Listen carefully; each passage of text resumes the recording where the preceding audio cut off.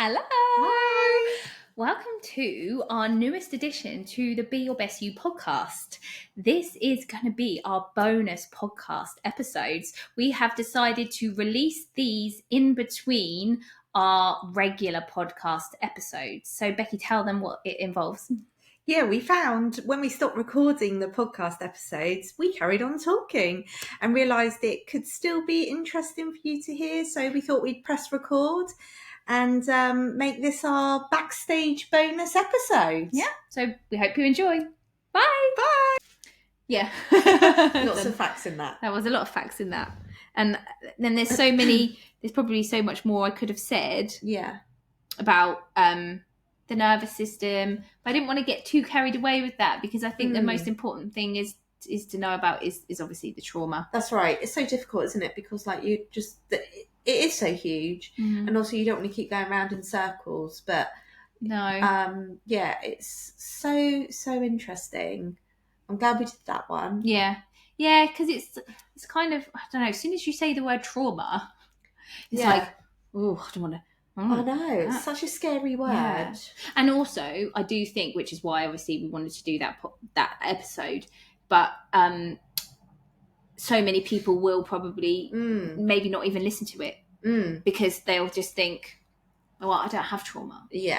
Hopefully people will have, because that's the whole point, isn't it? We want people to understand that they really do need to look deeper. And it's okay, like, to be kind to yourself and acknowledge that actually I've been through a lot. You know, don't compare your trauma to other people's. Yeah. It doesn't have to be something horrendous on paper for it to be trauma to you and your body and your mind. Yeah, we're all different. Yeah. And what one person might see as trauma, another person won't. But that doesn't make one person stronger than the other, or one person right and one person wrong. And this is where, we need to have understanding and compassion for ourselves, but also for other people. Because, people could think, of course, like, why that's not traumatic. Exactly. And I think that's what we tell ourselves, don't we? That's why that's, what we would say, wouldn't we? We'd be saying, oh no, I've got nothing to complain about, Yeah. But actually, you're allowed to. You're allowed to acknowledge these things that have happened to you that have affected you in later life. Yeah. And don't be afraid to, know. Yeah. Don't be embarrassed, and don't compare it to somebody's horrendous trauma, you know.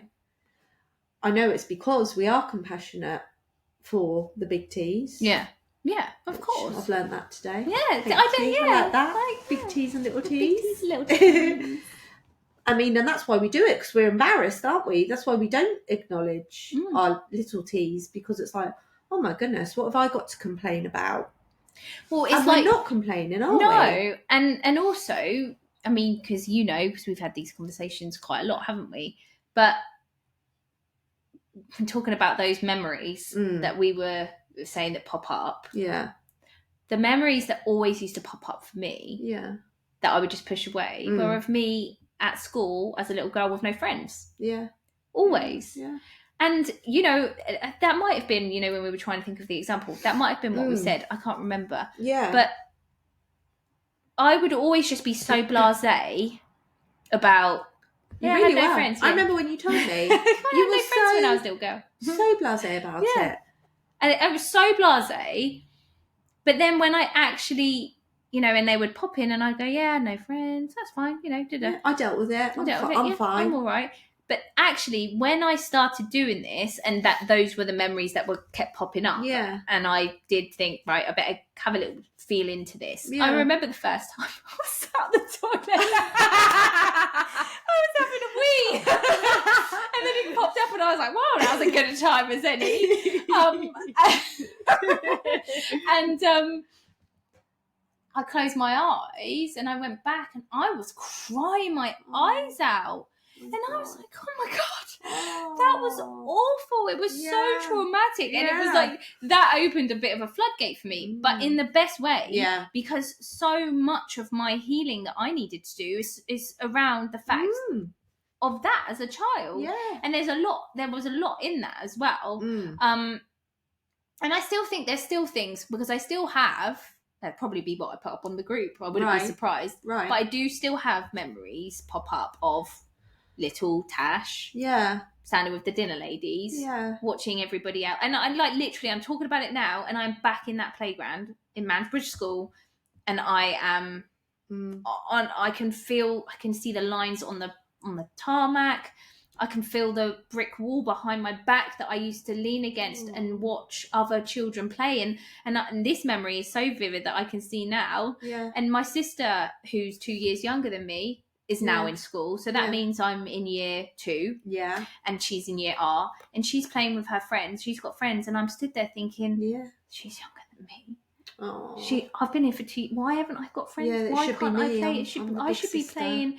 And then there was part of me that wanted to go and play with her and her friends, because I knew some of her friends from outside of school, and I felt a bit more comfortable with them. And I think I remember going actually and speaking to them. And then I felt awkward because I was like, I shouldn't be talking. This isn't right. I need to make my own friends and go back to the wall. Oh, no.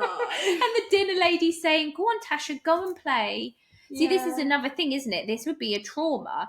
Yeah. So I felt so alone and so unsafe. I never wanted to go to school. I was one of those kids in year R, when they had to peel me, and play school. They had to peel me away from my mum, screaming and crying. Yeah.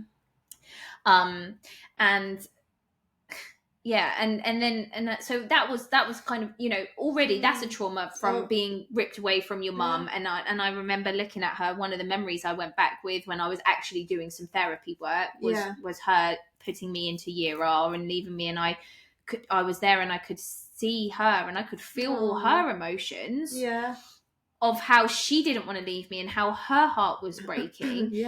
And I was feeling that because that's what I was feeling as a 4-year-old as well. So bear in mind, I was the youngest in the class. And I could feel that as a 4-year-old. So I had all my own feelings of like, I don't want to I don't want to go in there. I don't want to leave my mum. I want to be with her. But then I also was feeling her feelings of like, I have to do this to my baby. I don't want to, but I know I have to, that kind of thing. And then I remember thinking, whammy for you. Yeah, because then I remember thinking, I don't want her to be sad. I'm going to have to go into the classroom. But I don't want to go into the class.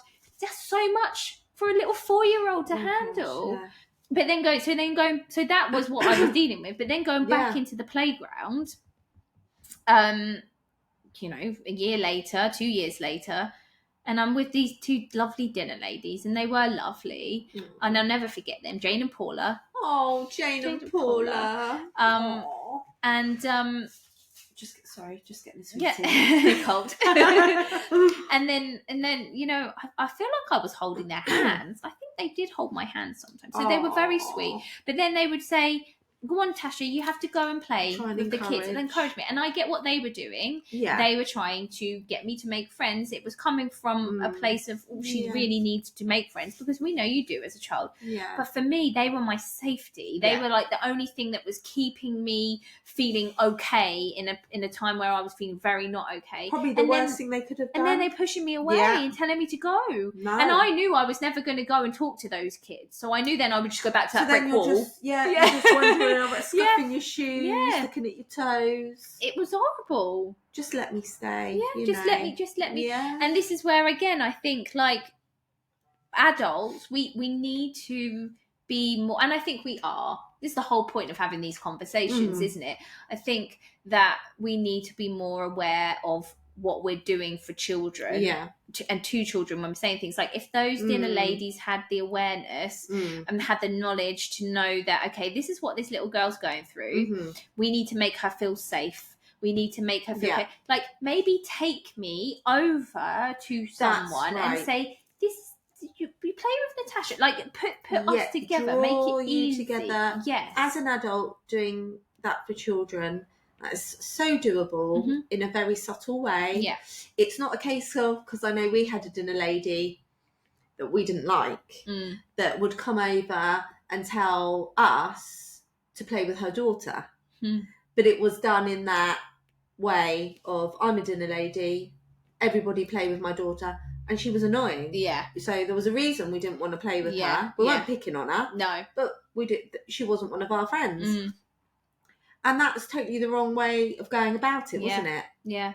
And I think, she could have, that's one of the things they could have done, taken me over and actively put me into a situation. But they could have also said, it's okay. Yeah. You can stay with us. That's right. Give you that option. You can always come back to us. Why don't you go and try and talk to some of the girls, but come back. Could have given you little tasks to do, couldn't they? Little challenges. Yeah.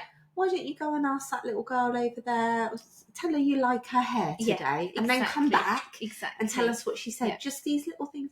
It's so easy as an adult, really, to encourage that and do it in a very subtle way where none of the children are aware. Yeah. Can you imagine if you had dinner ladies like that in the playground? Yeah. Because that's when a lot of the stuff happens and the bullying and the, and if you haven't got dinner ladies saying, oh, stop complaining, get on with it. Yeah. Which, a lot of them are still now. Why can't we have dinner ladies that like children? Yeah. That's it. And just, again, all the stuff that I do with my clients when we go back and give those little kiddies what they needed in that time. So what did I need in that time? I needed to know that I was a lovely girl and people want to play with you, but you need to be brave. You need to speak up. People will play with you, but you have to say hello, how's my name? Give me the resources that I need in that moment to help me. And I know this is a big task and it's not as easy as that, is it? But I know all of this has changed the way I parent in dramatic ways because every time I think of something or do something, I want to say something, I'm like, God, what consequences is that going to have for my children in the future? And it can be a bit overwhelming. And obviously we're only human and we can only do what we can do. But having that awareness is really, really powerful because it does make you behave in a different way for your children. And and hopefully these kids, our kids, this generation are gonna get through childhood feeling a little bit more empowered than we did. Again, I will still say we're all human. They're still gonna come out with stuff. But I think they'll be more equipped to be able to deal with it. Yes. They're a lot more emotionally aware. And they're talking about it. And we're talking about it as well with them, aren't we? That's right. So it's like my little girl, she is literally hearing things that aren't being said sometimes. I'm sure of it. So she is so off with her perspective. I'm not saying no one's ever said anything mean to her. Of course they probably have. We've all had that. Yeah. But she thinks nobody likes her. Everybody's talking about her. And she's created this social anxiety. It's like being in the waiting room with her in the hospital. And she was convinced another mother was talking about her and how she was dressed. From across the room. I'm there. I didn't hear that. Why would another mother who is there also with a sick child like I am be talking about my little girl who's just quietly sitting there chatting to me, wearing her tracksuit and Crocs? Why on earth would she have an issue with how my daughter was dressed? She just wouldn't, so she either misheard something or created something in her mind. But the difference, like you're saying now, she told me. Yeah. I probably wouldn't have said anything. Yeah. Because I don't want to upset anybody. So where we would have carried that on through and let it program us, my little girl said something to me. Okay, I haven't managed to convince her that wasn't being said because she's sure that was being said. But I have given her another perspective, haven't I? So she can think on about that. And as hopefully she gets older, she will see that other perspective and think, oh, okay, maybe I misheard that. Why would another mum be talking about me when I'm innocently just sitting there quietly, not offending anybody in any way? So I suppose that's the difference. Yeah, absolutely. Because we're having these conversations now, aren't we? We're all kind of more aware, more self-aware of the things that, being said and Yeah. of the way of thinking about things. And like you said, we wouldn't have said anything. We would have allowed that to continue to program us. But True. you are doing what effectively I said the dinner ladies could have done.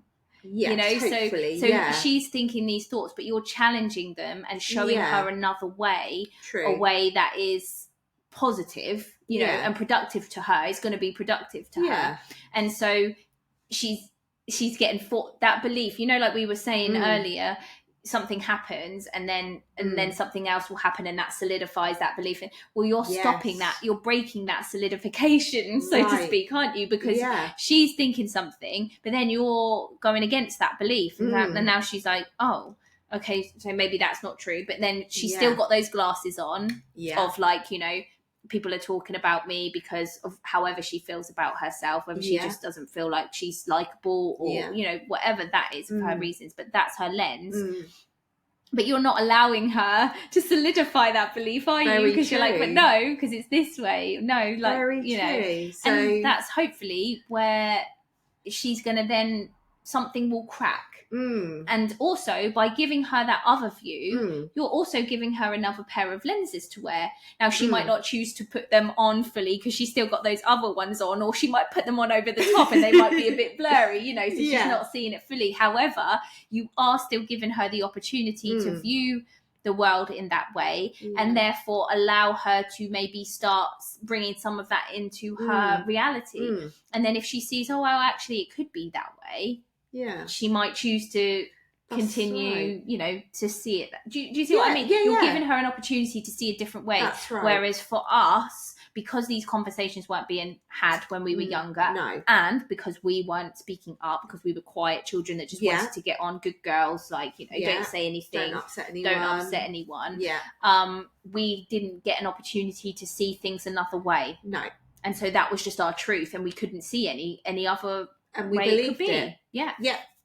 Yeah. So that's the good thing about, you know, your little girl and other people's children who are listening to these type of things, or in this type of world, and are able to offer them another way of thinking. So it's just talking, isn't it? It's encouraging them to talk, and then hopefully we've got more chance of getting to the root of these problems before they escalate. You know. Because then I've got my son who did exactly the same thing, so he tells me now, but he never said anything. So that could be why he then got depression, you know? So he's not speaking up. It's all about, I had this conversation in a completely different context the other day. But just communication is everything. Yes. It's just, honestly, if you don't have communication, everything gets twisted, breaks down, and it's communication with yourself. It's communication in your romantic relationships, with friends, with just everything. Everything comes down to communication. Just speak to people. And this is what we do now, don't we? We say everything to each other, no matter how small, how insignificant, you know. Well, you know, we can rub it on about anything. Rub it on about that pencil for half an hour. But like you said, it's amazing because we say things that we wouldn't have necessarily said, and they've led to a whole new, area of kind of growth. Or they've allowed us to take other opportunities. Exactly. Or solidify things that we were thinking, like, oh my gosh, you saying that, I've just been having this thought. Right. So now you've just confirmed all of that for me. And that's a thing. Exactly. Yeah. Amazing. Just say everything if you can. We're lucky we have that relationship. Where I know you're not going to be bored if I say, you know, oh, I've got this spot on my bottom, Tash. What do you think is manifested itself there? What does that mean? What are you sitting on, Becky? What are you sitting on? I'm holding back. Interesting. So on that note of my bottom, leave you all with that. It's nice. I like that. Oh gosh. So That was cool. Yeah. That was fun. Yeah. That's I like the fun ones.